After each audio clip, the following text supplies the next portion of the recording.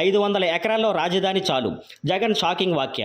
ఆంధ్రప్రదేశ్కు రాజధాని నిర్మాణం అనే కీలక అంశాన్ని వైఎస్ జగన్ సరిగ్గా చేపట్టలేదనే విమర్శలు గతంలో నెట్టెత్తిన సంగతి తెలిసిందే. అమరావతిని అడ్డుకున్నప్పటికీ ఆయన ప్రతిపాదించిన 3 రాజధానుల పథకాన్ని కూడా అమలు చేయలేకపోయారు. ఫలితంగా 2019 నుండి 2024 వరకు ఏపీకి రాజధాని లేకుండా పోయింది. దీనివల్ల ప్రజల్లో అసంతృప్తి పెరిగి ఇటీవల ఎన్నికల్లో జగన్ పార్టీ కేవలం 11 సీట్లు మాత్రమే గెలుచుకోవడం జరిగింది. అయితే ఈ భారీ పరాజయం వచ్చినప్పటికీ జగన్ వైఖరిలో మార్పు కనిపించడం లేదు. తాజాగా ఆయన చేసిన వ్యాఖ్యలు ప్రజలను ఆశ్చర్యానికి గురిచేశాయి. అంత పెద్ద విస్తీర్ణంలో అమరావతిని నిర్మించడం అవసరం లేదు.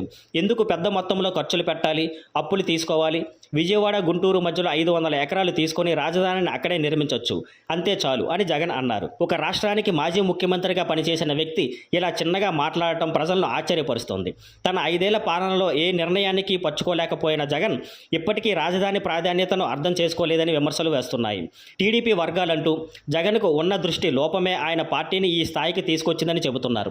Thank you for watching. Please like, share and subscribe.